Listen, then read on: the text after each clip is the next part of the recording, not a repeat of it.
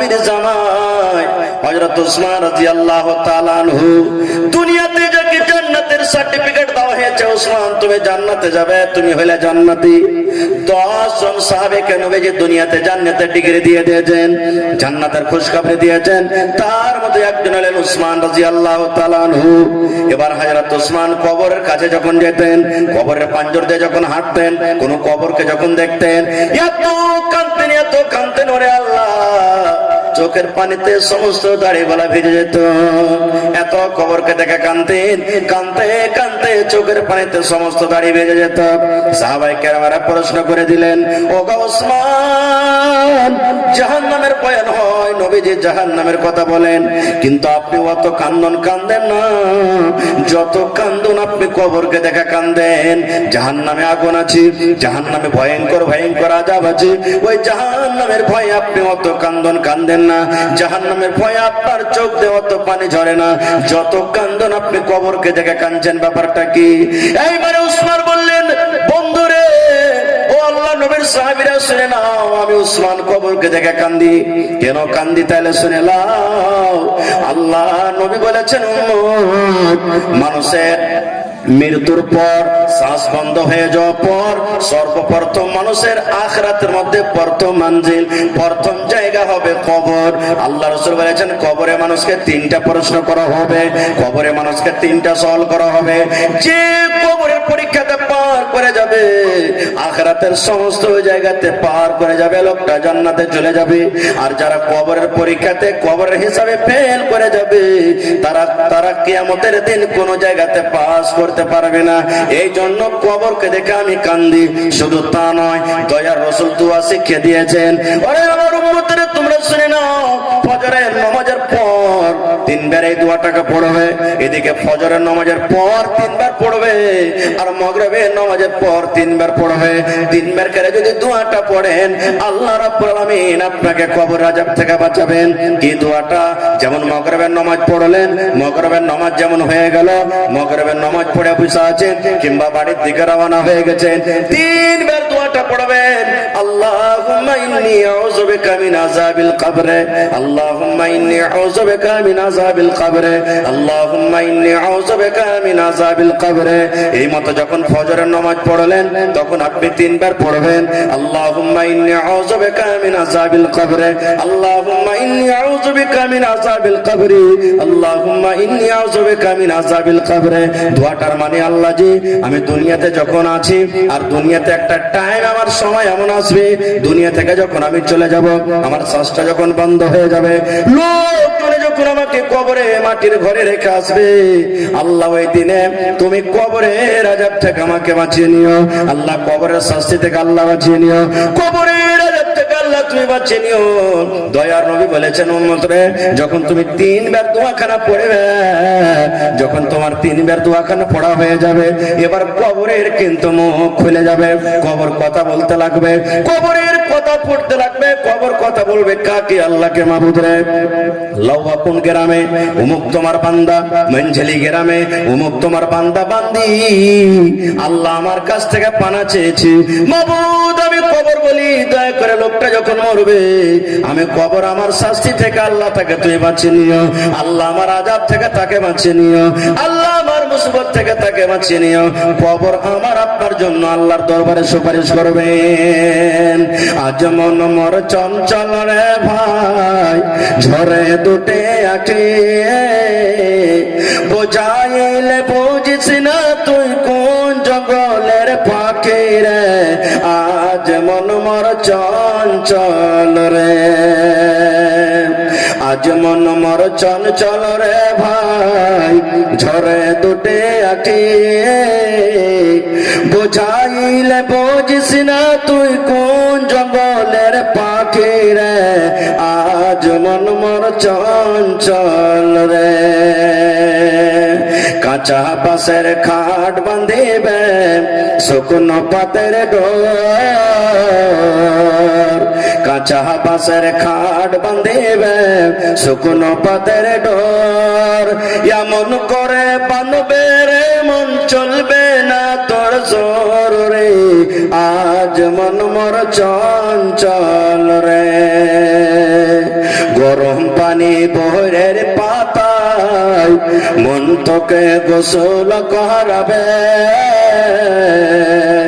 গরম পানি বহরের পাতা দিয়ে মন তোকে গোসল করাবে, গোসল করাইয়া মন তোকে কাফন পরাবে রে, আজ মন মোর চঞ্চল রে।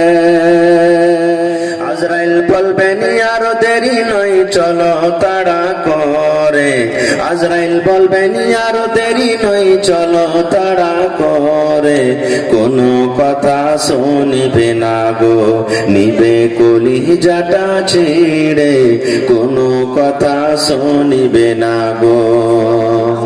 ছেলে মেয়ে বলবে বাবা কিভাবে যাও ছেড়ে, ছেলে মেয়ে বলবে বাবা কিভাবে যাও ছেড়ে, বাবা বলে ডাকবো কারে গো বাবা এ ভুবন সংসারে, বাবা বলে ডাকবো কারে গো।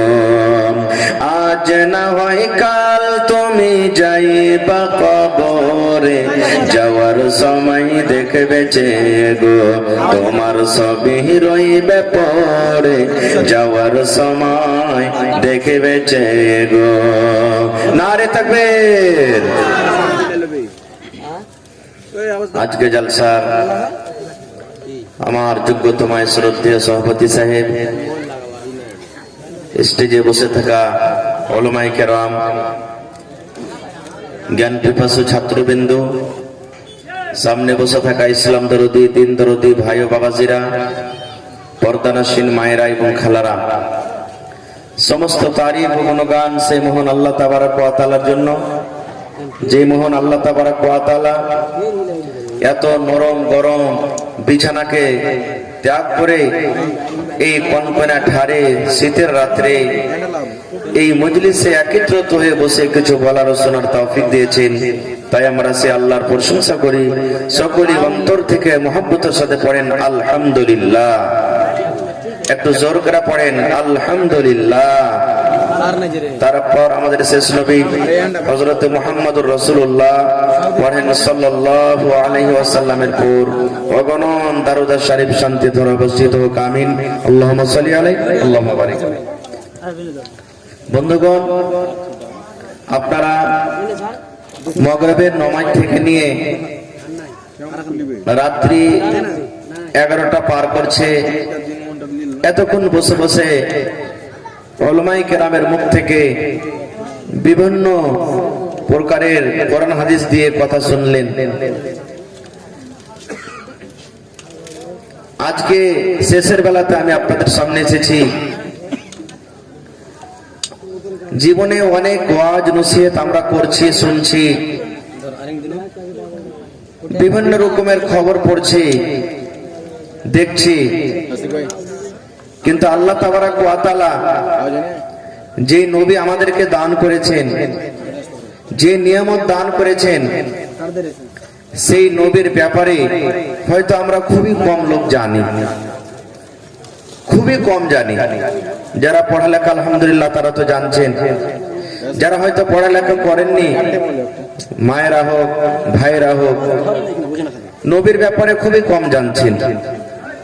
তা আজকে আমি আপনাদের সামনে আমাদের শেষ নবী মুহাম্মদ সাল্লাল্লাহু আলাইহি সাল্লামের জীবনী সম্পর্কে কিছু কথা রাখবো।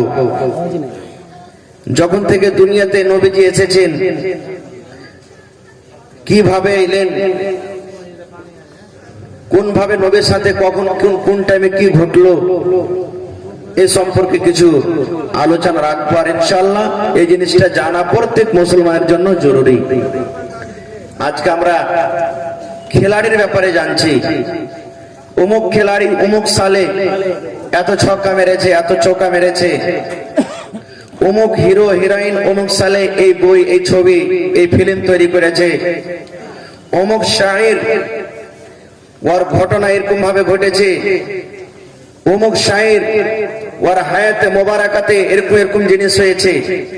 আমরা বেশিরভাগই মানুষ জানি, কিন্তু আমাদের শেষ নবী মুহাম্মদ সাল্লাল্লাহু আলাইহি সাল্লামের ব্যাপারে হয়তো আমরা জানি না। যে নবী না হলে হয়তো আমরা কোথায় থাকতাম সেটা আল্লাহ জানেন, কোন দিকে আমরা ভটকে বেড়াতাম সেটা আল্লাহ জানেন। যে নবীর সাথে মহব্বত ভালোবাসা না থাকতে গেলে জান্নাত পাওয়া যাবে না। একদিন ওমর রাদিয়াল্লাহু তাআলা আনহু নবীজির সাথে হাঁটছেন রাস্তা দিয়ে, হাঁটতে হাঁটতে একদিন চট করে নবীজি ওমরকে বলছেন, ওমর তুমি আমাকে কতটুকু ভালোবাসো? নবীজি ওমরকে বলছেন, ওমর তুমি আমাকে কতটুকু ভালোবাসো বাবা?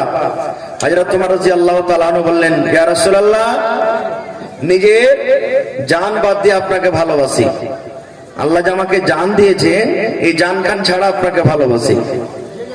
আল্লাহ রাসূল বলছেন যে ওমর, তাহলে তো আমার উপরে কেউ আঘাত করে, আমার উপরে কেউ জুলুম অত্যাচার করে, তাহলে তো তুমি ওই জায়গাতে আমার সাহায্য করবে না, আমাকে বাঁচাতে যাবে না, তুমি নিজের জানটাকে বেশি ভালোবাসবে, তাহলে তুমি এখনো পূর্ণ মুসলমান হওনি। যেমনই কথাটা শোনা চট করে হযরত ওমর রাদিয়াল্লাহু তাআলা বলছেন, ইয়া রাসূলুল্লাহ, নিজের জীবন থেকে আপনাকে বেশি ভালোবাসি, নিজের জান থেকে আপনাকে বেশি ভালোবাসি। তখন আল্লাহ রাসূল বলছেন যে ওমর, এখন তুমি পূর্ণ মুসলমান হয়েছো। এবার আপনাকে আমি প্রশ্ন করি, আপনারা নবীকে ভালোবাসেন না বাসেন না? জোরে বলেন। ভালোবাসেন। ভালো না বাসতে গেলে এই মজলিসে জীবনে আপনারা আসতেন না, আসতেন?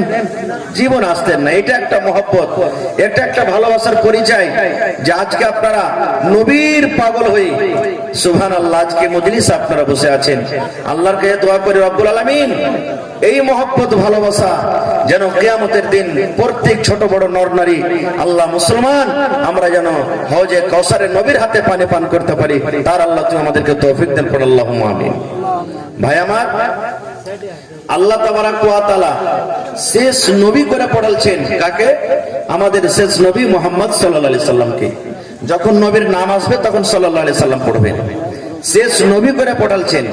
ইয়ার পরে নবী আর আসবেন না, কিয়ামত হয়ে যাবে, নবী আসবেন না। কিন্তু হ্যাঁ, একজন নবী আসবেন কিয়ামতের আগে। বলতে পারবেন সেই নবীটার নাম কি? জোরে বলেন। ঈসা আলাইহিস সালাম। কিন্তু ওই নবী নবী হয়ে আসবেন না, আমার আপনার মতন উম্মত হয়ে আসবেন। নবী হয়ে আসবেন না। আমরা যেমন নামাজ পড়ি উনিও নামাজ পড়বেন, আমরা যেমন রোজা রাখি উনিও রাখবেন, আমরা যেমন ওয়াজ নসিহত শুনি করি উনিও করবেন, শুনবেন। ভাই আমার, উনিও আমাদের মতো শেষ নবীর উম্মত হয়ে আসবেন, নবী হয়ে কিন্তু আসবেন না। কিয়ামতের কিছুদিন আগে আসবেন। তো শেষ নবী করে পড়ালছেন। শেষ নবীর জীবনটা একটু জানার দরকার হয় না আমাদের? ইচ্ছা আছে না নেই? আছে ইনশাআল্লাহ। এবার শেষ নবীর জন্ম হওয়ার আগে, শেষ নবী যখন জন্ম হয়েছিলেন তার আগেকার টাইমটাকে জামানায়ে জাহেলিয়াত বলা হয়েছে, জাহেলিয়াতের যুগ বলা হয়েছে।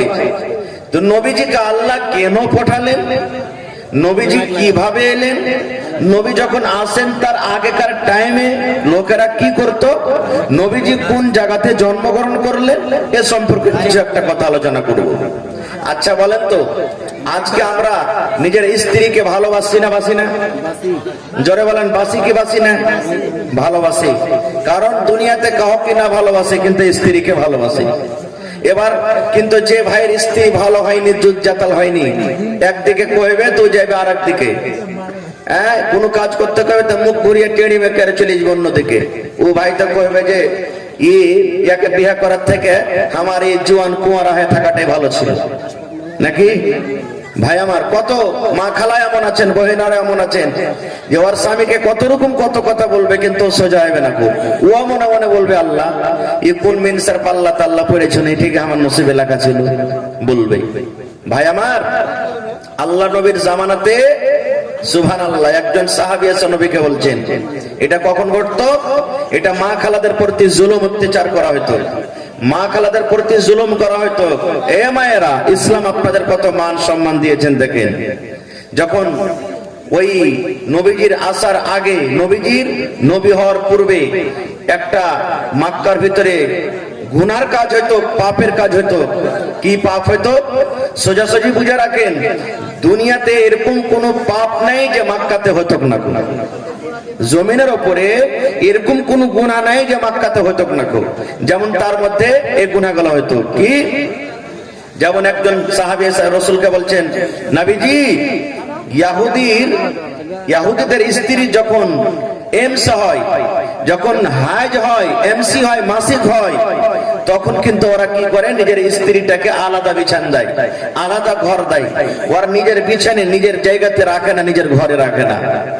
ওরাকে নাপাক মনে করে যে হট, তোর হাতের খাবো না, তুই আমার সাথে আসবি না, তোর সাথে কথা বলবো না, তুই নাপাক হয়ে আছিস, 4 দিন 5 দিন 7 দিন 10 দিন, জয়দিন তুই নাপাক হয়ে থাকবি, আমার ঘরে ঢুকবি না, তুই আমার জন্য ভাত বানাবি না, রুটি বানাবি না, ছাতু বানাবি না, থালে বর্তন ছবি না, তুই আলাদা হয়ে নাপাক হয়ে থাক, খবরদার আমার রুমে ঢুকবি না। বলেন এটা জুলুম না জুলুম নয়? জোরে বলেন জুলুম না জুলুম নয়?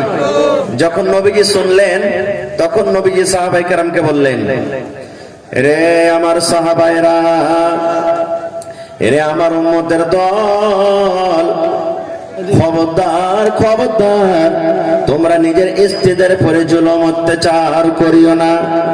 আল্লাহ রাসূল বললেন, উম্মত রে, তোমাদের স্ত্রীদের এমসি হয়, মাসিক হয়, মাসে 5 দিন হয়, 7 দিন হয়, 6 দিন হয়, 3 দিন হয়, এটা আল্লাহ রাব্বুল আলামিনের পক্ষ থেকে হয়, কোন মহিলার এটা হাতে নয়। এই জন্য নবীজি এলান করে দিলেন, সাহাবীরি, যখন তোমাদের স্ত্রীদের মাসিক হবে, হাজ হবে, তার রুমটা তোমরা আলাগ করে দিও না, ঘর তোমরা আলাগ করে দিও না, তার হাতে তোমরা খাবে না, এটা কোনো কথা নয় রে। সব দুনিয়ার কাজ করতে পারো রে উম্মত, কোনো গুনাহ নাই, কোনো ক্ষতি নয়। তোমার হলো এটা স্ত্রী, তাকে তুমি পাঞ্জরে বসিয়ে রাখো, তার সাথে তুমি গল্প করতে পাবে, ইয়াকে বিছানে গায়ে গা লাগিয়ে তুমি ঘুমাইতে পাবে, তোমার গুনাহ হবে না। বিবিকে তুমি চুমা দিতে পাবে, বিবিকে তুমি আদর দিতে পাবে। আল্লাহ রাসূল বললেন, উম্মত রে, তোমার স্ত্রীর হাতের তুমি রান্না করে খেতে পাবে, ভাত রুটি বানিয়ে খেতে পাবে। যেটা নবীজি শুধু একমাত্র হারাম করে দিলেন, সেটা হলো সহবাস, সেটা হলো মিলন। তোমার স্ত্রীর সাথে ঋতু অবস্থাতে, হাজ অবস্থাতে মিলন করবে না, তার সাথে সহবাস করবে না। তাছাড়া নবীজি বললেন, দুনিয়ার যত কাজ আছে তুমি করতে পারো, তোমার কোনো গুনাহ নাই, তোমার কোনো পাপ নাই। তো এটা ইসলাম মান সম্মান দিয়েছে না দেয়নি? দিয়েছে। এটা একটা ভুল হয়তো। আর কি ভুল হয়তো?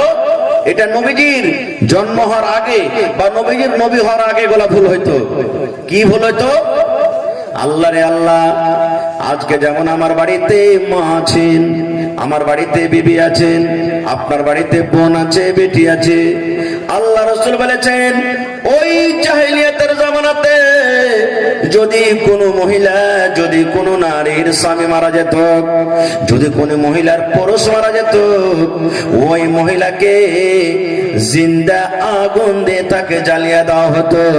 আর ওই মক্কার লোকেরা বলতো, এ মায়ের লোকটা ডাহিনী রে, এ স্বামী খাওয়ানি রে, এ ভাতার খাওয়ানি রে, এই জন্য আর স্বামীটা মরে গেল, এ নিজের স্বামীকে খায় নিনে, একে দুনিয়াতে রাখা হবে না, একে দুনিয়া থেকে বিদায় করে দেওয়া হবে। এই জন্য তাকে আগুন দিয়ে জ্বালিয়ে জীবিত তাকে মেরে দেওয়া হতো। সুবহানাল্লাহ। এখনো দেখবেন মায়েরা কথাতে কথাতে ঝগড়া করতে করতে কইবে, এ ভাতার খাওয়ানি, এই বেটা বেটি খাওয়ানি, কত রকম এরকম ভাবে ভাষা বলবে। তো এটা একটা পাপ করতো যে স্বামী মারা যেতে গেলে আল্লাহু সামাদ, ওর জীবনে আর বসবাস হতো না। আরো কিছু কথা আছে, আমাদেরকে যাব না। একটা হয়তো আর কি হতো, যদি কোনো বাড়িতে মেয়ে জন্মগ্রহণ হতো, যদি কোনো বাড়িতে বেটি জন্মগ্রহণ হতো, যার বাড়িতে বেটি জন্মগ্রহণ হয়ে গেল, ওই লোকটার মন ছোট হয়ে যেত, মুখখানা কালো হয়ে যেত, শরমের কারণে, লাজের কারণে গেরাম দিয়ে সে হাঁটতে পারত না, দোকানে বসত না, লোকের পাঞ্জরে বসতে পারত না। কেন পারত না? যখন কোন লোকের পাঞ্জরে বসত, তখন তাকে ঠাট্টা মজাক করতো, কার রাগাতো, কার বলতো, আব্দুল্লাহ, আব্দুর রহমান, তোর বাড়িতে বাড়িতে আল্লাহ মেয়ে দিয়েছে, বেটি হয়েছে। রে আব্দুল্লাহ, তোর বেটিটাকে তুই কি করবি? তোর জামিলাকে কি করবে? হালিমাকে কি করবে? তোকে শ্বশুর বলবে রে। এরকম ভাবে নানা প্রকারের লোকেরা রাগাত। লোকটা শরমের কারণে, লাজের কারণে গ্রাম দিয়ে হাঁটতে পারত না। আল্লাহ রাসূল বলেছেন, ওই বাপ কি করত? সুবহানাল্লাহ, মক্কা নগরে, মক্কা জমিনে যখন তার মেয়ের বয়স 5 বছর, 7 বছর, 8 বছর কার হয়ে যেত, এবার একদিনকার ঘটনা, একটা কোদল নিয়ে হাঁটতে হাঁটতে হাঁটতে হাঁটতে জঙ্গলের ভিতরে চলে যেত। ওই জঙ্গলে একটা গর্ত করত, একটা কবর করত। কেউ জানে না বাড়িতে যে জঙ্গলে কি কারণে কোথায় সে কবর করে এসেছে। এবার লোকটা বাড়ির ভিতরে আসতো, পরের দিন বিবিকে বলতো, বিবি রে, ও জামিলার মা, ও হালেমার মা, খালেদার মা, সুন্দর করে বেটিকে সাজাইয়া দাও। মানঝালির বাজার কেমন আছে, মার্কেট কেমন আছে, চক কেমন আছে, জীবনে কোনোদিন আমার মেয়ে দেখেনি। এই দেখো পূর্ণিয়ার বাজার কেমন হয়, জীবনে আমার মেয়ে দেখেনি। জামিলার মা, ও খালেদার মা, সুন্দর করে তুমি আমার জামিলাকে সাজাইয়া দাও। মা জানতো না আল্লাহ রে, আমার জামিলাকে কোন চক, কোন বাজার, কোন মার্কেট নিয়ে যাবে। মা সুন্দর করে হাসি মনে এবার কলেজার টুকরা মেয়েকে সুন্দর করে গোসল দিয়ে, তেল কাজল দিয়ে আব্বার হাতে ধরিয়ে যেতেন। এবার আব্বা জান মেয়েকে টানতে টানতে টানতে টানতে কোথায় নিয়ে যেতেন? ওই জঙ্গলের ভিতরে যেখানে গর্ত করা হয়েছিল, ওই গর্ততে নিয়ে চলে যেতেন। এবার গর্তর পাঞ্জরে যাওয়ার পর, ওরে আল্লাহ, বাপ বেটিকে বলতো, বেটি রে, এই গর্তর দিকে একটু নজর করে দেখ রে বেটি, এই খালের দিকে একটু নজর করে দেখ, এই খালটা কত বড় আছে।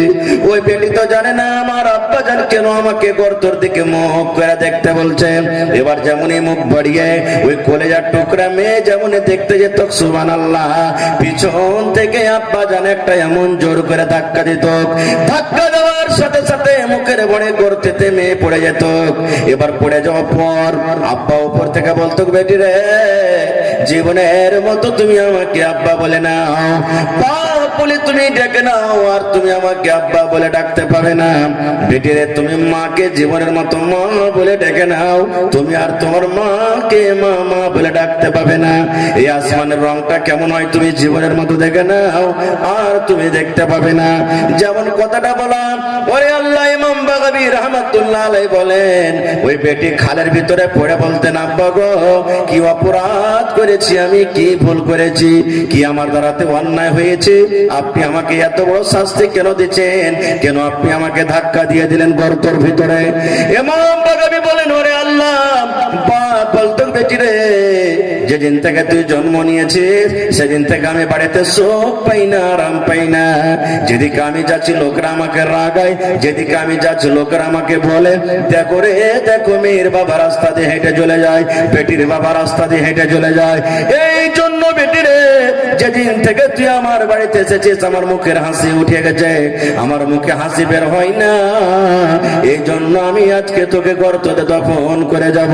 ইমাম বাগাবী রাহমাতুল্লাহ আলাইহি বলেন, যেমনই কথাটা বলা, এইবারে ওই খালে গর্ততে পড়ে পড়ে কলেজার টুকরা মেয়ে বলতো, আব্বা গো, আমাকে গর্ততে দফন করিয়েন না, আপনাকে আমি আব্বা আব্বা বলে ডাকবো না, মাকে মা মা মা বলে আমি ডাকবো না। আমার দুই চোখ এদিকে যাবে, আমি চলে যাব, এই দেশ ছেড়ে, এলাকা ছেড়ে, গাঁ ছেড়ে আমি চলে যাব, আপনার বাড়িতে আর যাব না। কিন্তু দয়া করে আপনি আমাকে গর্ত থেকে উঠিয়েলেন। ওরে আল্লাহ, এরকম ভাবে কত রকম করতে থাকতো, কিন্তু ওই মেয়ের কথা শোনা হয়তো না। জিন্দা জমিনের ভিতরে তাকে দফন করে বাড়িতে রওনা হয়ে যেত। আল্লাহ রাসূল সাল্লাল্লাহু আলাইহি সাল্লাম এলান করে দিলেন, নবী অপর, ও মেয়ের বাবা, তোমরা শুনে নাও, খবরদার তোমরা নিজের মেয়েকে তোমরা দফন করিও না, নিজের বেটিকে তোমরা মারিও না রে।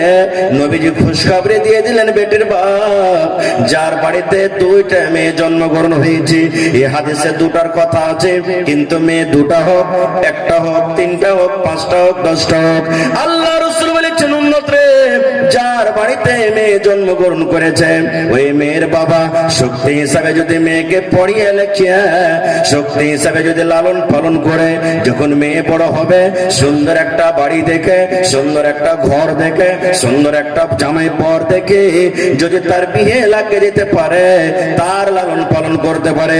আল্লাহ রাসূল বলেছেন বেটির বাপ তোমরা শুনে নাও আমি নবী আর ওই বেটির বাবা জান্নাতে একই সাথে থাকবো। কেমন হয়ে থাকবো?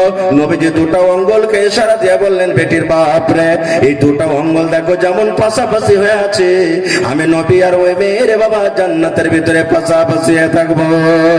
নারে তাকবীর! কত বড় খুশখবরি। একটা পাপ হতো কি যে তারা মেয়েকে জন্মগ্রহণ মানে হওয়ার টাইমে কিছুদিন পর তাকে দফন করে দিত। আর কি পাপ করত জানেন? আল্লাহু সামাদ। মার সুদে বিয়ে করা হারাম না হালাল?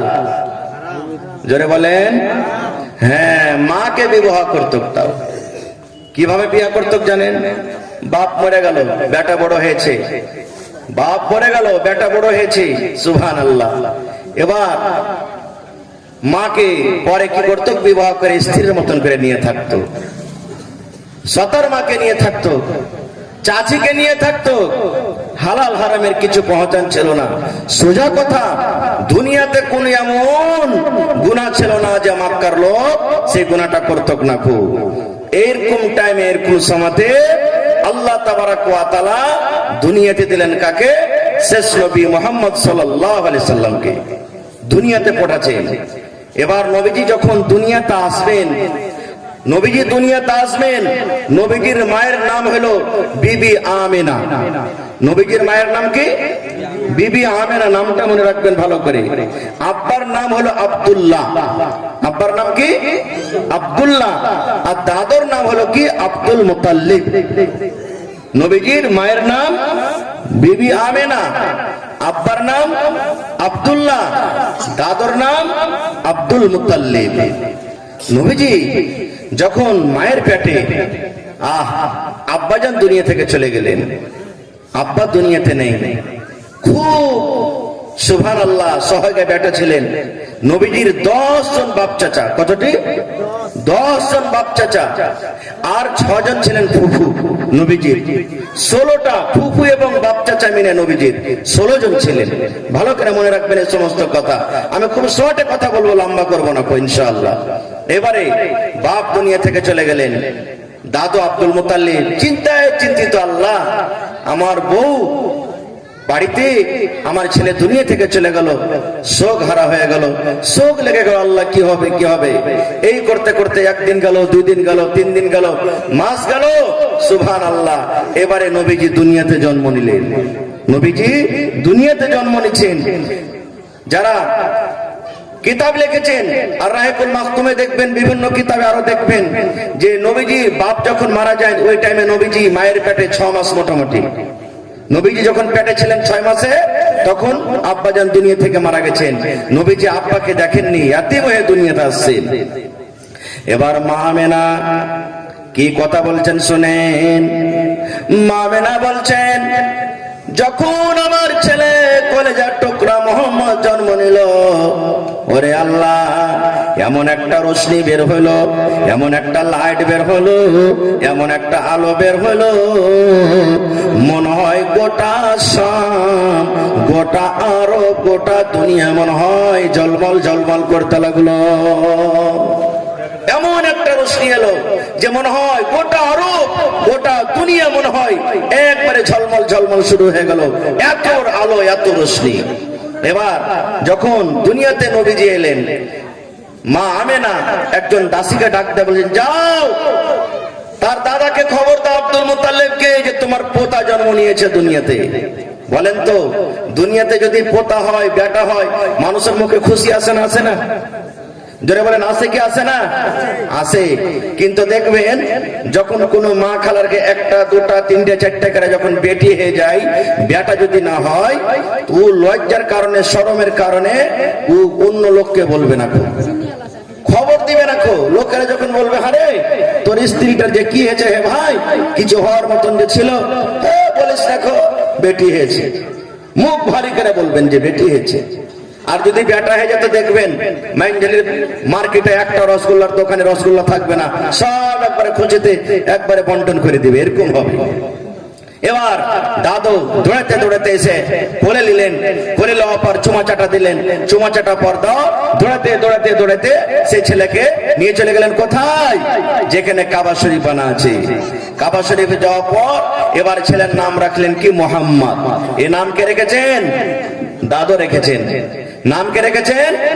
দাদু রেখেছেন। এই জন্য বলি ভাই, যখন নাম রাখবেন ছেলে পিলে শরীয়তি নাম রাখবেন, ভালো নাম রাখবেন। এই দেখবেন মুসলমানের নাম ভল্টু, মুসলমানের নাম রিঙ্কু, মুসলমানের নাম পিঙ্কু, মুসলমানের নাম ঝাইটনি, মুসলমানের নাম কালনি, মুসলমানের নাম টগরি, এই মুসলমানের নাম আরো কি মুসাহান্নি, এরকম করে নাম রাখবেন। জি না, যখনই নাম রাখবেন শরীয়তি নাম রাখেন। নিজে না রাখতে পারবেন, একটা ভালো লোক, ভালো আলিম বা ভালো মাস্টার বা ভালো যারা জানছেন, দিন জানছেন, নাম বুঝছেন, ওরাকে রাখেন। মুসলমানের ছেলেরা তো এখন ফিল্ম দেখবে, দেখছে যে হ্যাঁ ওর নাম ছোটু আছে, মুসলমানের নিজের বেটা বেটির নাম ছোটু আর ছোটি রেখে দেবে। ওর নাম রিঙ্কু, তো মুসলমানও রিঙ্কু রেখে দেবে। আরে অমুক জায়গাতে ওর নাম সুরাজ ছিল, ইও সুরাজ রেখে দেবে। ওর নাম চাঁদ ছিল, তো ইও চাঁদ রেখে দেবে। এই ধরনের নাম, উল্টা পুল্টা নাম। সুবহানাল্লাহ। এমন একটা নাম রাখলেন দাদু আব্দুল মুতাল্লিব, নবীর নাম কি রাখলেন? মুহাম্মদ। মুহাম্মদ রাখলেন। এই নামটা জীবনে নবীর রাখার আগে, নবীর নাম রাখার আগে কাহরির নাম রাখা হয়নি। এত সুন্দর নাম। আরবের মানুষেরা বলছে আরে এই নামটা কোথায় পেলে রে, কেমন নাম এটা রে। সুবহানাল্লাহ। তখন থেকে দেখে দেখে মানুষেরা নাম রাখতে লাগলো। এবারে এই জায়গাতে থাক। এবার সুবহানাল্লাহ, বাচ্চা কোলে নিয়ে আছেন, কত আফসোস করছেন মা আমেনা। রে কলিজার টুকরা সন্তান, আজ যদি তোর আব্বা থাকতো তোকে কত আদর করে, তোকে কত চুমা দিত, তোকে কত কোলে নিত। তাই কবি বলছেন, মা আমেনার কোলে ওই কে বাবসা রে, মা আমেনার কোলে ওই কে বাবসা রে, দোল দোলা দোলে মুখে তো হাসি রে। আব্বা তোমার বেচারলে আনন্দিত নিত কোলে। মামিনা বলছেন, আব্বা তোমার বেচারলে খুশির সাথে নিত কোলে। দুঃখ সবই বলা ও যাই না বলা রে, দুঃখ সবই কথা ও যাই না বলা রে, দোল দোলা দোলে মুখে তো হাসি রে। কত রকম কথা বলছে, শেষ কথা এবার এখানে থাক। এবারে আর একটা আপনাকে কথা বলি, তাহলে বুঝতে পারবেন। ওই টাইমে ওই সময় একটা সিস্টেম ছিল, একটা রেওয়াজ ছিল। কি রেওয়াজ? যে মক্কাটা হলো টাউন, শহর, বাজার মনে করেন, আর মদিনাটা হলো দেহাতি বাজার, দেহাতি জায়গা, দেহাতি গাঁও। এবার ওই দেহাত থেকে, মদিনা থেকে কিছু কিছু মহিলারা আসতেন কোথায়? মক্কাতে। আর মক্কাতে এসে ছেলেগুলা নিজে, ওই মক্কার ছেলেরা, ছোট ছোট বাচ্চা যারা দুধ পান করে, একদিনকার বাচ্চা, দুদিনকার বাচ্চা, 5 দিনকার বাচ্চা, 6 মাসের বাচ্চা, 1 বছরকার বাচ্চা, তারাকে কোলে করে নিয়ে চলে যেতেন। আর ওই মদিনাতে তারা রাখতেন, ওখানে নিজের সন্তানের মতন করে তাদের পরবরিশ করতেন, মানুষ করতেন। আর মক্কা লোকেরা বলতো যে আমাদের এই মক্কাতে তারাকে না রেখে মদিনাতে দেহাতে পাঠিয়ে দেব, যে তাদের ওখানে পানি খাবে, খেলবে, কুদবে, আমার ছেলেটার সেহাত, শরীর স্বাস্থ্য ভালো হবে। এই জন্য তারা এখান থেকে পাঠিয়ে দিত। আর কেউ 1 বছর, কেউ 2 বছর, কেউ 6 মাস, এরকম ভাবে যখন ছেলেটার দুধ ছেড়ে দিত, যার ছেলে তাকে ওয়াপাস করতো, আর ওর বদলাতে কিছু মজুরি দিত। একদিনকার ঘটনা। সুবহানাল্লাহ। হালিমা রাদিয়াল্লাহু তাআলা আনহা নিজের টিমে আছেন, এক দল, এক টিম সাথে করে মদিনা থেকে রওনা হয়ে গেছেন মক্কাতে ছেলে নেওয়ার জন্য, ছেলে নিয়ে যাবে। এবার মদিনাতে আসছেন, হালিমা একটা গরিব মানুষ। কত গরিব জানেন? সুবহানাল্লাহ। হালিমা বলছেন যে আমার স্বামী এত গরিব যে আমাকে যে উটটা দিয়েছে, যে উটের পরে আমি সওয়ার হয়ে মক্কাতে আসি, এত কমজোর যে উটটা হাঁটতে পারে না খুব। আচ্ছা বলেন তো, এই দুনিয়াতে সাইকেল, মোটরসাইকেলের মধ্যে বিভিন্ন রকম আছে, যেমন যার শক্তি তেমন সে চলবে। যদি বলে যে আমি সাইকেলে মোটরসাইকেলের পিছা করব, পারবে? জোরে বলেন পারবে? স্প্লেন্ডার পুরো নিয়ে যদি বলে গেলে মারার আমি বুলেটের পিছা করব, পারবে? জীবনে পারবে না। হালেমা বলছেন আমার কমজোর একটা উট বাড়িতে আছে, উটনি, ওই উটনিটা এত কমজোর যে দুধ শুকিয়ে গেছে, কাহাতশালি চলছে, কাহাতশালি, বৃষ্টি হয় না, পানি হয় না, সব গরু ছাগলের দুধ হারিয়ে গেছে। আমি হালেমা, আমারও বাড়িতে কিছু খাবার নাই, তো আমিও খেতে পাই না। আমার একটা বাচ্চা আছে আব্দুল্লাহ, নবী সাহেবের বাপের নাম হলেন আব্দুল্লাহ, আর হালেমার বেটার নাম হলো আব্দুল্লাহ, মনে রাখবেন। বলছে আমার একটা ছোট ছেলে আছে, সেই ছেলেটাও না খেয়ে থাকছে, এবার হাঁটতে শুরু করেছে। হালেমা বলছেন আমার উটনি, আমার গাধা, আমার ঘোড়াটা যে এত কমজোর, তো মাঝে মাঝে মাঝে মাঝে আমার সাথীরা আমার করে রাখতে, ফেলেতে চালিয়ে হাঁকিয়ে দে, কোন রকমের সওয়ারি তুই এনেছিস, হাঁটতে পারে না, তোর জন্য আমরা পিছিয়ে যাচ্ছি, এরকম ভাবে মন খারাপ করে করে করা কথা বলতো। ঘটনা হলো এই যে যারা যারকে যারকে সওয়ারি ভালো, ওরা আগে মক্কা পৌঁছে গেছে, হালেমার সওয়ারি কমজোর, তো পিছনে পিছনে আসছে। এবার যেখানে বাড়িতে ঢুকে ঢুকে দেখছে কার বাড়িতে ছেলে আছে, মালদার ধনী লোকের যত ছেলে সব শেষ হয়ে গেল, একটাও কিন্তু ছেলে আর বাঁচে নাই। এবার হালেমা শেষের বেলাতে গ্রামে এসেছে, পিছনে দেখছে তো একটাও ধনী লোকের বেটা বেটি নাই, ছেলে নাই, কি নিয়ে যাব, কি নিয়ে যাব। এবার হালেমা রাদিয়াল্লাহু তাআলা আনহা নিরাশ হয়ে নিজের স্বামী হারেসের সামনে চোখ দিয়ে ঝরঝর করে পানি ঝরছে, কাঁদছেন। তার স্বামী বলছেন হালেমা কি ব্যাপার, তুমি কেন কান্দো, তোমার চোখে কেন পানি ঝরি, মনটা কেন খারাপ? এবারে আমার মায়েরা খালারা শোনেন। এবার হালিমা বলছেন স্বামী গো, আমার উটনি হলো কমজোর, আমার রাস্তাটা আমি পিছিয়ে গেছি, আমার সাথীরা আগে এসেছে, আগে আসার কারণে যত ধনী লোকের বাচ্চা আছে এই মক্কা নগরে, মক্কার জমিনে যত মালদার লোকের বাচ্চা আছে, ছেলে মেয়েরা আছে, তারা সব নিয়ে চলে গেছে, আমি কিন্তু একটা সন্তান পেলাম না। স্বামী গো, কেমন করে এত লম্বা রাস্তা, কত কষ্ট করে আমি এসেছি, কেমন করে খালি হাতে যাব, এই জন্য আফসোস করে আমার চোখ দিয়ে পানি বের হয়। এবার হারেস বলছেন বিবি রে, কোন গরিব লোকের তুমি বাচ্চা পাওনি মক্কার ভিতরে, কোন গরিব লোকের কি কোনো ছেলে নাই দুনিয়া তার বেঁচে? এবার হালিমা বলছেন স্বামী গো, একটাই মাত্র মক্কার নগরে, মক্কার জমিতে ছোট বাচ্চা আছে, যার নাম হলো মোহাম্মদ। কিন্তু স্বামী গো, আমার আসার আগে যত মহিলারা বাচ্চা আনতে এসেছে, সমস্ত মহিলাকে ছেলেটা দেওয়া হয়েছে, কিন্তু কোন লোক হ্যাকারত করে ছেলেটাকে লাইনি। কেন লাইনি? ইয়াতিম বাচ্চাটাকে নিয়ে কি করবো রে, ইয়ার দাদু কি আমরাকে দিবে, মা কি দিতে পারবে? আব্বা থাকতে গেলে বেশি বেশি টাকা পেতাম, মাল পেতাম, বাপ দুনিয়াতে নাই, মা কি দিবে বলে ওই ছেলেটাকে কেউ লাইনি, আমাকে ওই ছেলেটা দাও হলো। কিন্তু গরিব মনে করে আমিও তাকে ছেড়ে দিলাম, আমিও তাকে নিলাম না। ওই ছেলেটা মাত্র আর বেঁচে আছে, তাছাড়া ধনী লোকের কোনো আর ছেলে মক্কার ভিতরে পাওয়া যায় না। হালেমা তখন আমাকে বলছেন, মানুষ একটা কথা বলে না যে নাই মামা ভালো না কানা মামা ভালো, বলেন? হ্যাঁ, মামু নাই কানা আছে তো টেনে ভালো হলো, তার লেগে বলছে নাই মামার থেকে কানা মামাটাই ভালো। তো হালেমা বলছেন, আমার স্বামী বলে হ্যাঁ পাগলি, এত কষ্ট করে 400-500 কিলোমিটার রাস্তা দূর করে এসেছো, আমার হাজি সাহেব বসে আছেন, জিজ্ঞাসা করবেন যে মক্কা থেকে মদিনার রাস্তা কত দূর? মোটামুটি 400-500 কিলোমিটার রাস্তা, এত কষ্ট করে 8 দিন 10 দিনে তুমি এসেছো, আর খালি হাতে চলে যাবে? আরে পারবে না, পারবে দিতে, যাজ্ঞা ওই গরিব বাচ্চাটাকে তুমি নিয়ে নাও, পারে তোমার মা কিছু দিবে, দাদু কিছু দিবে, বাপ নাই, ইয়াতিম ছেলে, ফিরিতে তুমি পারওয়ারিশ করে দিবে, নিয়ে নাও। কিন্তু সুবহানাল্লাহ, হালেমা তো জানে না এই ছেলেটা হলো কে, বড় হয়ে কিভাবে, হালেমা জানে না। এবার তার সাথীরা হালেমা বলেন বাচ্চা নিয়ে তারা বাড়ির দিকে রওনা হয়ে গেছে। এবার আফসোস করে হালেমা হাঁটতে হাঁটতে আবার আমেনার কাছে এসে বলছেন, বুবুরে তোমার কলেজার টুকরা আমাটাকে দিয়ে দাও। এবার আমেনা বলছে, বুবুরে তোমাকে কিছুক্ষণ আগে আমার বাচ্চাকে দিচ্ছিলাম, তুমি কিন্তু তুমি নিলে না, এখন কেন চাও, কি কারণে তুমি নিতে চাও? এবারে হালেমা বলেন, বুবুরে আমি একটা সন্তান পেলাম না, খালি হাতে কিভাবে আমি ঘুরে যাব? পারলে তুমি কিছু দিও, না পারলে না দিও, তোমার কলেজার টুকরা আমাকে দিয়ে দাও, আমি তাকে সাথে করে নিয়ে যাব। এবার হালেমা নেকি মনে করে, হালেমা কিছু পাবো না বলে এই আশাতে মা আমেনার কাছ থেকে ওই মোহাম্মদ নামে ছেলেটাকে কোলে নিয়ে নিলেন। ওরে আল্লাহ, হালেমা নিজে বলেন সুবহানাল্লাহ, আমার তো চোখে ছিল, আমার ছেলেটাও না খেয়ে থাকতো, আমার দুধ হইত না, রাতের বেলাতে কত কান্তক, মা দুধ দে বলে ছেলেটা কান্ত।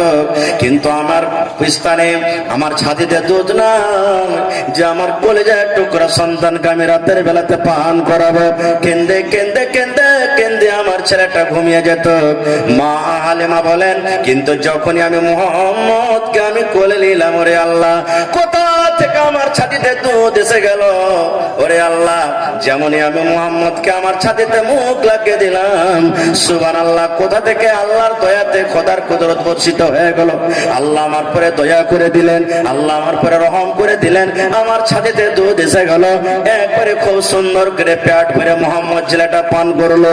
এবার শুধু তা নয়, মা হালেমা বলেন, আরো আমার যে নিজের পেটের সন্তান যেটা আব্দুল্লাহ আছে, নিজে না খেয়ে থাকতো, এবার আমিও তাকে খাওয়ালাম, ও ছেলেটা পেট ভরে খেলো। এবার হালেমা বলেন, ছেলেটাকে আমি হাঁটতে হাঁটতে হাঁটতে আমার স্বামীর কাছে নিয়ে চলে গেলাম। এবার স্বামীর কাছে যাওয়ার পর, কি সুন্দর ছেলে, কি চাঁদের মতন চেহারা, কি সুন্দর, সুবহানাল্লাহ, এত আল্লাহ রূপ দিয়েছেন, মনে হয় 14 দিনকার চাঁদের মতো মুখখানা ঝলমল ঝলমল করে জ্বলছে, এত নবীজি সুন্দর, সুবহানাল্লাহ। নবীজির ব্যাপারে একটা হাদিস এসেছে, সহিহ হাদিস, যে নবীজি একদিন বসে আছেন, চাঁদনি রাত, 14 দিনকার পূর্ণিমার চাঁদ, একবারে ঝলঝল করে চাঁদ জ্বলছে, আলো নেই। আবু হুরায়রা রাদিয়াল্লাহু তাআলা আনহু একজন সাহাবী নবীর পাঞ্জরে বসে আছেন, একবার নবীজিকে দেখছেন, একবার চাঁদের দিকে দেখছেন, একবার নবীর মুখের দিকে দেখছেন, একবার চাঁদের দিকে দেখছেন। 2-4 বার যখন তা হয়েছে, তখন নবীজি বলছেন, আবু হুরায়রা, ব্যাপারটা কি? একবার তুমি চাঁদের দিকে দেখছো, একবার আমার দিকে দেখছো মানে? এবার আবু হুরায়রা বললেন, ইয়া রাসূলুল্লাহ, নবী গো, একবার আমি চাঁদের দিকে দেখছি, একবার আপনার মুখের দিকে দেখি, এই কারণে আমি আবু হুরায়রা পার্থক্য করতে পারি না, কি 14 দিনকার চাঁদটা বেশি সুন্দর, কি আপনি দয়ার নবী বেশি সুন্দর, আমি পার্থক্য করতে পারি না, এই চাঁদ বেশি সুন্দর কি আপনি সুন্দর। এত সুন্দর চেহারাওয়ালা ছিলেন নবীজি। এইবারে চলে গেলেন, কত খুশি হারেস রাদিয়াল্লাহু তাআলা আনহু, কত খুশি। এবার ছেলেটাকে চুমাচাটি দেওয়ার পর বলছেন, বিবি, ওরা তো তোমার সাথীরা তো সব আগে চলে গেছে, আমরাই স্বামী স্ত্রী পিছনে পড়ে গেছি, আমাদের সবারই কমজোর, ছেলেটা যখন পেয়েছি, তো তুমি গাধার পরে বসে যাও, এই উটের পরে আমি বসছি, তুমি ঘোড়ার পরে বসে যাও। এবার বলেন, ওই খাদে হালেমার ঘোড়াটা কমজোর ছিল না? ছিল না? হাঁটতে ভালো করে পারছিল না? সুবহানাল্লাহ। উটনিটা কমজোর, দুধও ছিল না? ওরে আল্লাহ, মা হালেমা বলেন, যেমনই আমি মোহাম্মদকে নিয়ে নিজের গাতির উপরে চাপলাম, ঘোড়ার উপরে চাপলাম, এমন জোর করে ঘোড়া দৌড়াতে শুরু করলো, সুবহানাল্লাহ। দৌড়াতে দৌড়াতে দৌড়াতে আমার থেকে 5 ঘন্টা, 10 ঘন্টা, 1 ঘন্টা, 24 ঘন্টা আগে যে মহিলারা বের হয়ে গেল, এবার আমার ঘোড়াটা এত জোরে জোরে হাঁটতে লাগলো, নবীর দেখেন বরকত শুরু হয়ে গেল। এবার হাঁটতে হাঁটতে হাঁটতে আমার সাথীরা রাস্তাতে যে দেখা হলো, তাদের সবারই পিছনে হয়ে গেল, আর আমি সব থেকে সবার আগে আগে আমি হাঁটতে লাগলাম। এবার আমাকে সবাই ডাকে আর বলে, আয় হালেমা, কি ব্যাপার বুবুরে, তোমার তো ওটাই ঘোড়া দেখতে পাই, ওটাই ওর ঘোড়াকে তুমি কি খাওয়ালছো রে বাবু? কি ব্যাপার আমরা বুঝতে পারি না, আসার টাইমে আসার সময়তে তোমার ঘোড়া হাঁটতে পারছিল না, তুমি আমাদের সাথে চলতে পারছিলে না, তোমার জন্য মাঝে মাঝে আমরাকে দাঁড়াইতে হয়তো, কি তুমি ঘোড়াকে খাওয়ালছো, ব্যাপারটা কি বুঝতে পারি না। এবার হালেমা বলতে লাগলেন, বুবুরে, আমার ঘোড়াতে কিছু খাওয়াইনি, আল্লাহ রাব্বুল আলামিন আমাকে এমনই একটা সন্তান দান করেছেন, মনে হয় এমনই আল্লাহ আমাকে একটা লাল দান করেছেন, এমনই আল্লাহ আমাকে একটা সওয়ার দিয়েছেন, সুবহানাল্লাহ। সেই সওয়ারের পরে আমি চেপে তাকে নিয়ে যাই, আল্লাহর তরফ থেকে এটা আল্লাহ রাব্বুল আলামিন আমাকে ইনাম দান করেছেন। এবার নবীকে ঘোড়াতে করে নিয়ে চলে গেলেন কোথায়? মদিনাতে। হালেমা রাদিয়াল্লাহু তাআলা আনহা মদিনা নিয়ে চলে গেলেন। এবার দেখেন মদিনাতে যাওয়ার ঘটনা, কাহাততালি চলছে, ফসল পানি হয় না, কাহরির বকরি ছাগলের দুধ হয় না, উটের দুধ হয় না, সব না খেয়ে আছে। যেমনই হালেমা ঢুকলেন ছেলেটাকে সাথে করে নিয়ে, বকরির থানে রে ভাই, কুন্ডে থেকে যে দুধ এসে গেল, সুবহানাল্লাহ।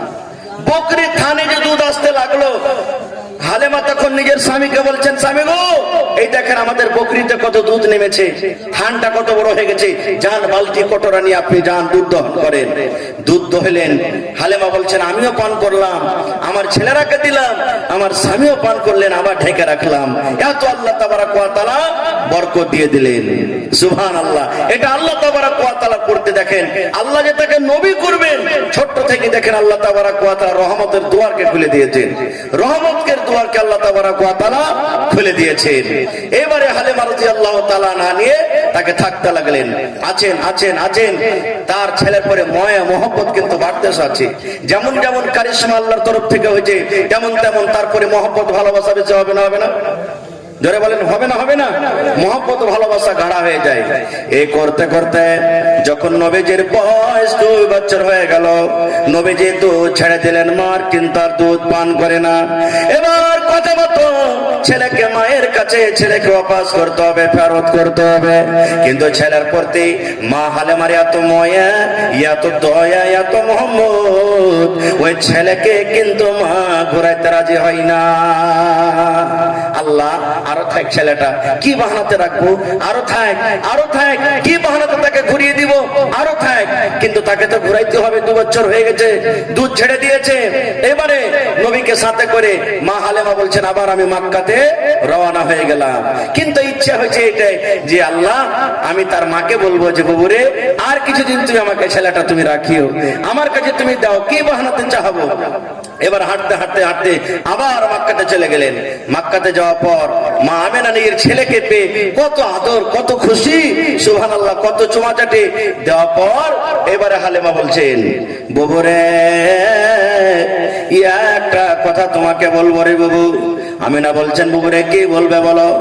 বলছে, বাবুরে, তুমি যদি একটু অনুমতি দাও, একটু যদি তুমি আমাকে ইজাজত দিয়ে দাও, তাহলে তোমার কলেজার টুকরা মোহাম্মদ যাকে আমি আবার আমার বাড়িতে নিয়ে চলে যাব, আবার আমি তাকে বাড়িতে নিয়ে যাব। অনুমতি দিবে, ইজাজত দিবে? ওই টাইমে, ওই সময়তে মক্কাতে একটা তাউন নামে একটা বেমারি ছিল, রোগ ছিল, যেই রোগটা হইতে গেলে মানুষ মারা যেত। মা আমেনা মনে করলে যে মক্কাতে তো এখন ওয়াবা তাউন নামে একটা রোগ বেমারি এসে আছে, কে জানি আমার ছেলেটা বাঁচবে কি মরবে। জায়গা যখন আমার বুবু হালেমা বলছে যে নিয়ে যাবো, যাবো, তুমি নিয়ে চলে যাও। খুশির সাথে এবার নিয়ে চলে গেলেন। একদিন গেল, 2 দিন গেল, নবীজি বড় হইতে লাগলেন, মোটামুটি 4-5 বছর বয়স। নবীজি বকরি চড়াতে যেতেন। কোথায়? জোরে বলেন, কোথায় যেতেন নবীজি? ছাগল চড়াইতে। এখনকার মুলবিরা যদি ছাগল চড়াইতে কি করবে? ইসালা ছাগল চড়া মুলবি বলবে না, বতক চড়াইতে বলবে ইসালা বতক চড়া মুলবি। সুবহানাল্লাহ, বতক চড়া মুলবি বলবে। মুসা নবী ছাগল চড়াচ্ছিলেন, মাওলানারা বসে আছেন, আর মোহরে কি দিয়েছিলেন জানেন? ওই ছাগলই চড়ার মোহর হয়েছিল। টাকা পয়সা দিতে পারবে না, তোমাকে এত বছর ছাগল চড়িয়ে শোধ করতে হবে মহারানা থেকে। সুবহানাল্লাহ। আর আজকে আমরা দিচ্ছি যে মেয়ের বাবার কাছ থেকে 2 লাখ টাকা পাচ্ছি, ওর মধ্যে 5,000-10,000 মোহর কাটিয়ে দিচ্ছি। এটা আমাদের দেশে এলাকাতে হচ্ছে নাকি? সুবহানাল্লাহ। যেটা হারাম শরীয়তে মোহর হবে না ভাইয়াতে। খায় যা হোক, এবারে নবীজি একদিন ছাগল চড়াইতে গেছেন। কার সাথে? দুধ ভাই আব্দুল্লাহর সাথে ছাগল চড়াইছেন, বকরি চড়াইছেন। নবীর বয়স 4 বছর 5 বছর কার। এবার হালেমা বলছেন, আমার কলেজার টুকরা ছাগল চড়াইতে গেছেন, বকরি চড়াইতে আছেন, সাদা কাপড় পরে। সুবহানাল্লাহ, কোন এমন একটা লোক যেন নবীর কাছে এসেছে। নবী কিন্তু তখন নবী হয়নি, ছোট বাচ্চা, মাসুম বাচ্চা। নবীজিকে জমির উপরে শুইয়ে দেওয়া হলো। নবীজির এখান থেকে নিয়ে গোটা পেটটাকে, বুকটাকে চিরে দেওয়া হলো। কি যেন পেটের ভিতর থেকে, বুকের ভিতর থেকে কি যেন বের করা হলো। পানি দিয়ে তাকে ধুইয়ে দেওয়া হলো। আবার সুন্দর করে জোর দিয়ে সেলাই করে সেই লোকটা চলে গেলেন। যখন এই কাজটা দেখা, সুবহানাল্লাহ, ওই যে নবীজির দুধ ভাই আব্দুল্লাহ ছিলেন, ভয় খেয়ে গেলেন, ডরিয়ে গেলেন। ডরাবে না এরকম কাজ দেখা ভাই? বলেন ডরাবে না? ডর আসবে, ডর আসবে। দৌড়াতে দৌড়াতে যে একবারে মাকে বলছে, হেস ফেস করছে। মানুষ দৌড়াতে গেলে শ্বাসটা মোটা হয় কি হয় না? শ্বাসটা মোটা হয়। দৌড়াতে দৌড়াতে যাচ্ছে, মা মা মা আমার ভাই ভাই মোহাম্মদ মোহাম্মদ, এরকম ভাই বলছে, কথা বের হয় না। মা আমেনা বলছে, মা হালেমা বলছেন, আরে কি হয়েছে তোমার ভাই মোহাম্মদকে? হাঁপতে হাঁপতে বলছেন মোটা চাচে, মা আমার ভাই মোহাম্মদকে কোন একটা অপরিচিত লোক, তাকে চিনি না, জমিনের পরে শুয়ে দেওয়া হলো, আর শুয়ে দিয়ে তার গোটে পেটকে চিরে কি করলো, মা আবার লোকটা চলে গেল। ওই যুগে এই কথাটা বিশ্বাস করতো না কেউ। হ্যাঁ, পেট ছিঁড়ে দিলে মানুষ বাঁচে, মানুষ তো মরে যাবে।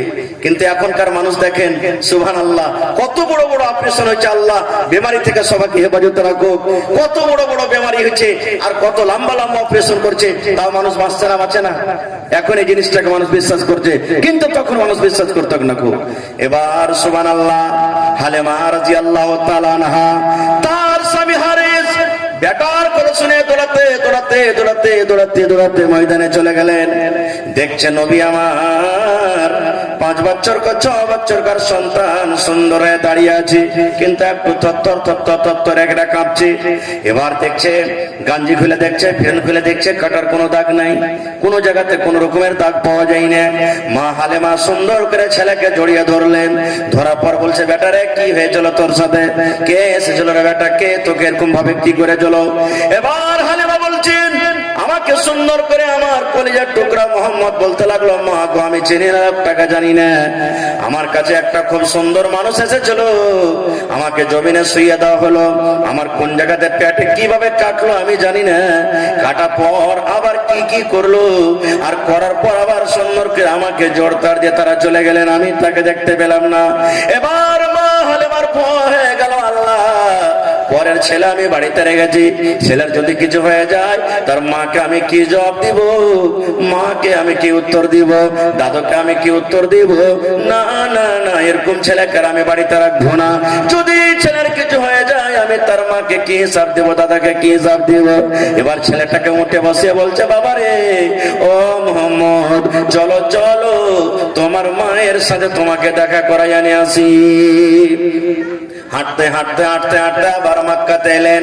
মক্কাতে আসার পর হালিমা বলছে, বুবু রে এতদিন তোমার কলেজার টুকরা আমার বাড়িতে থাকলো, এখন তোমার আমানত তুমি জমা নিয়ে এলাও। যখন কথাটা বললাম মা মেনা বলতে লাগলেন, বুবু রে ইয়ার আগে যখন তুমি দিতে আসো তখন তুমি তো আদর করে আমার কাছে ছেলেকে চেয়ে নিয়েছিলে, কিন্তু এখন কি এমন ঘটনা ঘটেছে রে বুবু, ছেলেকে তুমি আমাকে অপবাদ দিতে এসেছো, ব্যাপারটা কি আমি বুঝতে পারি না। বলছে, বুবুরে কিছু হয়নি, এরকম কোনো কথা নয়। মা মেনা বলছে, না তোমাকে বলতে হবে, কি এমন ঘটনা ঘটেছে যে তুমি আমাকে ছেলেটা অপবাদ দিতে এসেছো। এবার যখন কথাটা বলা মা হালেমা বলছেন, বুবুরে তাহলে সত্য কথা সত্য ঘটনাটা শোনো রে বুবু, তোমার বেটা আমার বেটা বকরি চড়াইতে গেছিল, ছাগল চড়াইতে গেছিল, কি ময়দানে গিয়ে খেলতে গিয়ে ছাগল চড়াইতে গিয়ে একটা কোন ধরনের একটা লোক এসেছে, আসার পর তাকে শুইয়ে দেওয়া হয়েছিল, আর সুন্দর করে একটা বড় অপারেশন করা হয়েছিল, পেটটাকে চিরে দেওয়া হয়েছে। আর পেটটাকে চিরে দেওয়ার পর কি করেছে না করেছে আর আগে বলতে পারবো না। এই ভয় এই ডর আমার ভিতরে সঞ্জিয়ে গেছে, ঢুকে গেছে, যার কারণে তোমার আমার তোমাকে জমা দিতে এসেছি। যেমন কথাটা শোনা, মা আমেনা একটু মুচকে বেড়া হাসলেন, আর মুচকে হাসা বলছেন, বেটি বুবুরে তুমি আমার ছেলেকে রেখে চলে যাও, চলে যাও, আমার ছেলেকে জীবনে কোনোদিন জিনে ধরতে পারে না, আমার ছেলেকে কোনোদিন কেউ ক্ষতি করতে পারে না, আমার ছেলেকে কোনোদিন কেউ ভয় দেখাতে পারে না। কেন?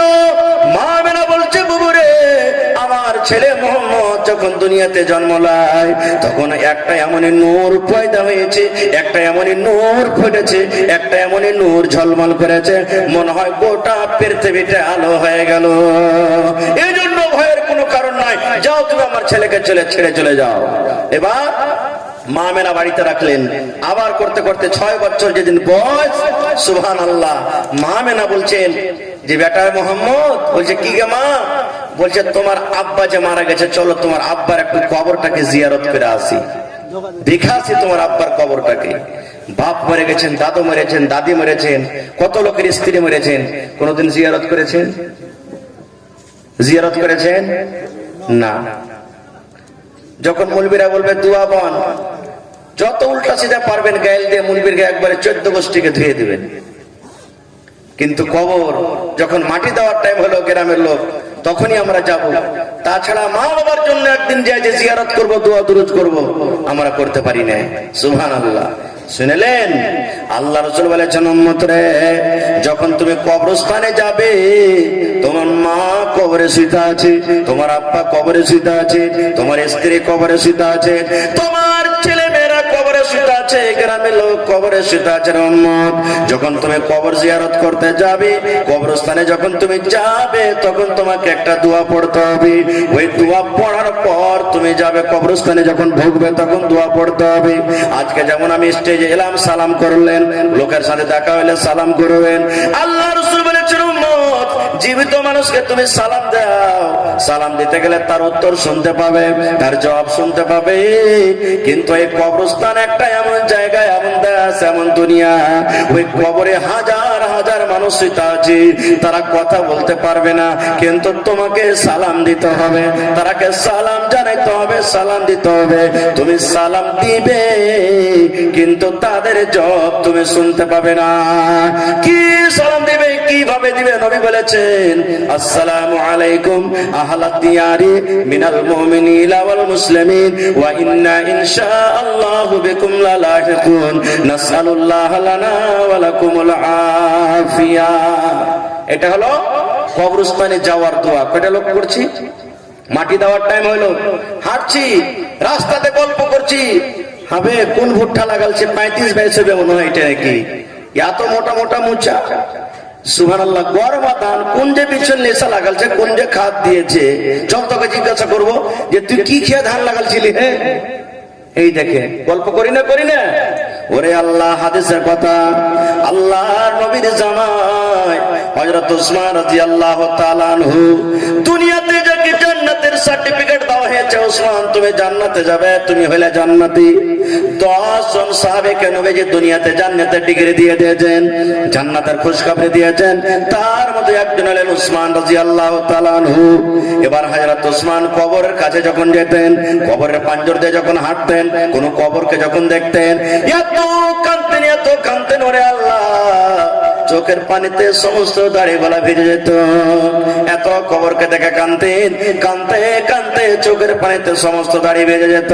সাহাবায়ে কেরামেরা প্রশ্ন করে দিলেন, ও গো ওসমান, জাহান্নামের বয়ান হয়, নবীজি জাহান্নামের কথা বলেন, কিন্তু আপনি অত কান্দন কাঁদেন না, যত কান্দন আপনি কবরকে দেখে কাঁদেন। জাহান্নামে আগুন আছে, জাহান্নামে ভয়ঙ্কর ভয়ঙ্কর আযাব আছে, ওই জাহান্নামের ভয়ে আপনি অত কান্দন কাঁদেন না, জাহান্নামের ভয়ে আপনার চোখ দিয়ে অত পানি ঝরে না, যত কান্দন আপনি কবরকে দেখে কাঁদছেন। ব্যাপারটা কি? এইবারে উসমান বললেন, বন্ধুরে, ও আল্লাহ নবীর সাহাবীরা, শুনে নাও, আমি উসমান কবরকে দেখে কান্দি। কেন কান্দি? তাহলে শুনে নাও। আল্লাহ নবী বলেছেন, মানুষের মৃত্যুর পর, শ্বাস বন্ধ হয়ে যাওয়ার পর, সর্বপ্রথম মানুষের আখিরাতের মধ্যে প্রথম মঞ্জিল, প্রথম জায়গা হবে কবর। আল্লাহ রাসূল বলেছেন, কবরে মানুষকে 3টা প্রশ্ন করা হবে, কবরে মানুষকে 3টা সওয়াল করা হবে। যে কবরের পরীক্ষাতে পার করে যাবে, আখিরাতের সমস্ত জায়গাতে পার করে যাবে, লোকটা জান্নাতে চলে যাবে। আর যারা কবরের পরীক্ষাতে, কবরের হিসাবে ফেল করে যাবে, তারা কিয়ামতের দিন কোন জায়গাতে পাস করতে পারবে না। এই জন্য কবরকে দেখে আমি কান্দি। শুধু তা নয়, দয়ার রাসূল দোয়া শিখিয়ে দিয়েছেন।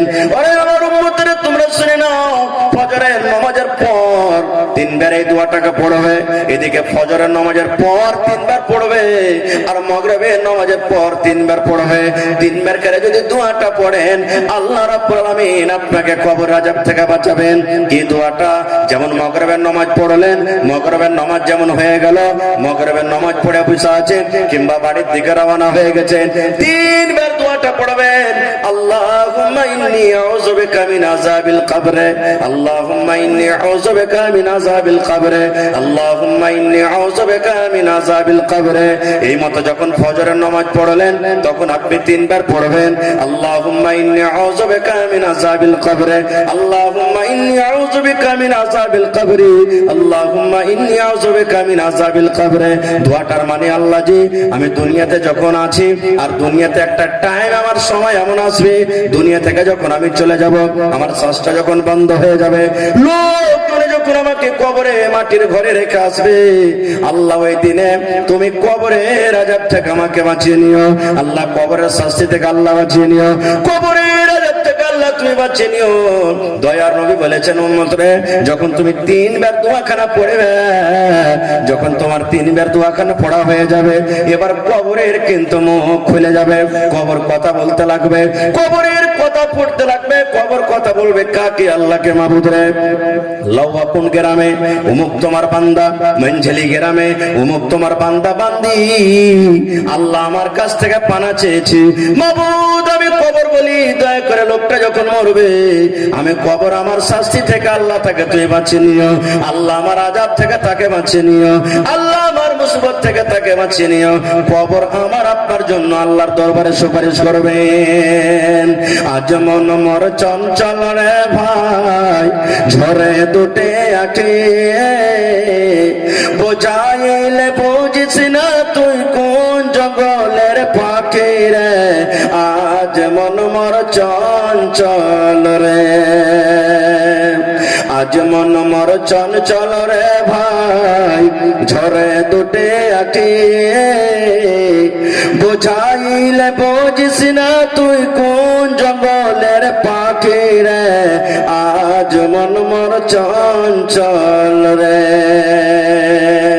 কাঁচা বাঁশের খাট বাঁধিবে, শুকনো পাতের ডোর, কাঁচা বাঁশের খাট বাঁধিবে, শুকনো পাতের ডোর।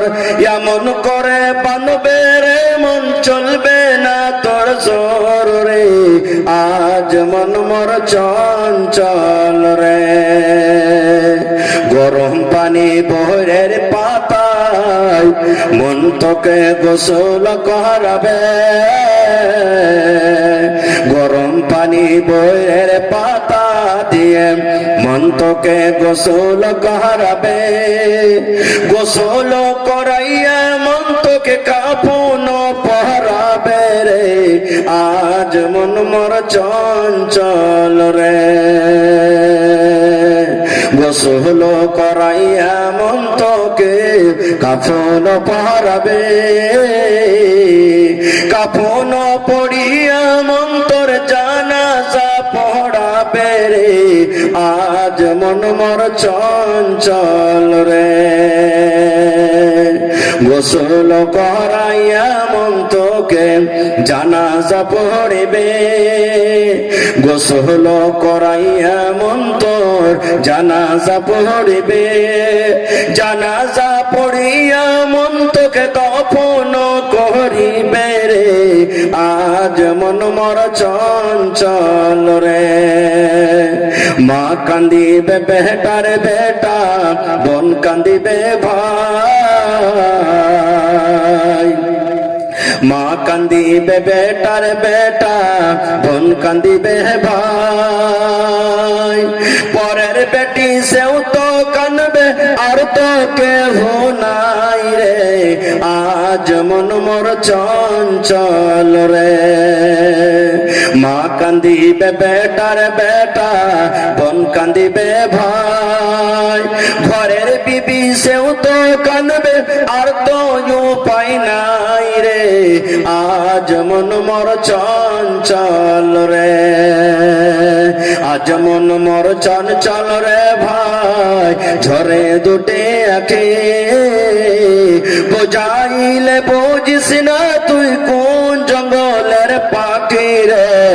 আজ মন মর চঞ্চল রে। নারে তাকবীর।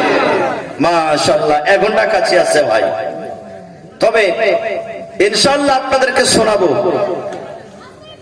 যতক্ষণ আল্লাহ তাবারক ওয়া তাআলা আমাকে আপনাদেরকে তৌফিক দিয়েছেন, ইনশাআল্লাহ শোনাবো। তবে শোনার আগে একটা আমার কানে একটা রিকোয়েস্ট এসেছে, একটা আপিল এসেছে। কি? যে আজকে যে জালসাটা লাগানো হয়েছে এটা তাবলীগে জালসা নাকি? আপনারা সবাই জানছেন।